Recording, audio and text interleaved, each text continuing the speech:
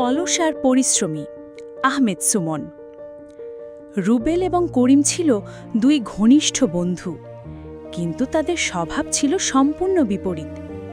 করিম যেখানে পড়াশোনার নিজের লক্ষ্যের প্রতি অবিচল, রুবেল সেখানে দিন কাটাতো আড্ডা, সিনেমা আর সোশ্যাল মিডিয়ায়। তাদের রুমের এক পাশে করিমের টেবিলে থাকত বইয়ের স্তূপ, আর অন্য পাশে রুবেলের বিছানায় ছড়িয়ে থাকত চিপসের প্যাকেট আর গল্পের বই। ফাইনাল পরীক্ষার আর মাত্র 1 মাস বাকি। করিম চিন্তিত মুখে রুবেলকে বলল, রুবেল, তুই পড়াশোনাটা এবার শুরু কর, সময় কিন্তু বেশি নেই। রুবেল হেসে উড়িয়ে দিয়ে বলল, আরে দোস্ত, চিন্তা করিস না, পরীক্ষার আগের 1 সপ্তাহে সব পড়ে ফেলব।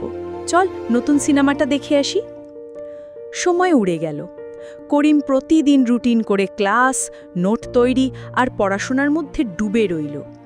অন্যদিকে রুবেল আজ না কাল থেকে পড়ব বলে বন্ধুদের সাথে ঘুরে বেড়ানো, খেলাধুলা আর ওয়েব সিরিজ দেখেই পুরো মাসটা কাটিয়ে দিল। পরীক্ষার আগের রাতে দৃশ্যটা ছিল দেখার মতো। করিম শান্তভাবে নিজের নোটগুলো শেষবারের মতো ঝালিয়ে নিচ্ছে, তার মুখে প্রস্তুতির তৃপ্তি। আর রুবেল, সে তখন একরাশ বই আর শীট নিয়ে দিশেহারা, সারা রাত জেগে সব পড়ার এক ব্যর্থ চেষ্টায় তার চোখ মুখ ক্লান্ত এবং দুশ্চিন্তাগ্রস্ত।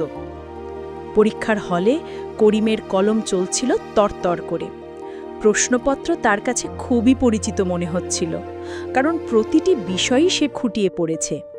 তার মুখে ছিল এক আত্মবিশ্বাসের হাসি। কয়েক সারি দূরে বসা রুবেল তখন প্রশ্নপত্রের দিকে অসহায়ভাবে তাকিয়ে আছে। তার কাছে প্রতিটি প্রশ্নই অজানা লাগছে। শেষ মুহূর্তের পড়া তার কোনো কাজে আসছে না। কলম কামড়াতে কামড়াতে সে শুধু সময় নষ্ট করছিল। অবশেষে রেজাল্টের দিন এলো। করিম তার ফোনে রেজাল্ট দেখে আনন্দে লাফিয়ে উঠল। সে ক্লাসের সর্বোচ্চ নম্বর পেয়েছে। খুশিতে সঙ্গে সঙ্গে সে তার বাবাকে ফোন করে সুখবরটা জানালো। রুবেল একাকী দাঁড়িয়েছিল নোটিশ বোর্ডের সামনে। রেজাল্ট শিটের প্রায় শেষের দিকে তার নাম। সে কয়েকটি বিষয়ে ফেল করেছে। বন্ধুদের উল্লাস আর করিমের সাফল্য তার ব্যর্থতাকে যেন আরও বেশি করে বিদ্রূপ করছিল। সেদিন সন্ধ্যায় রুবেল করিমের রুমে গেল। মাথা নিচু করে অপরাধীর সুরে বলল, করিম, তুই ঠিকই বলেছিলি, আমি আসলে একটা বোকা।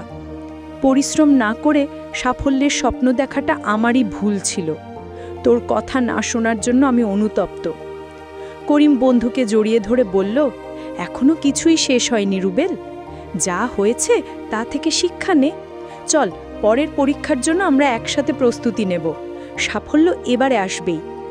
বন্ধুর কথায় রুবেলের চোখে জল চলে এলো, তবে সেই জলে পরাজয়ের গ্লানি নয়, ছিল নতুন করে শুরু করার এক দৃঢ় প্রত্যয়।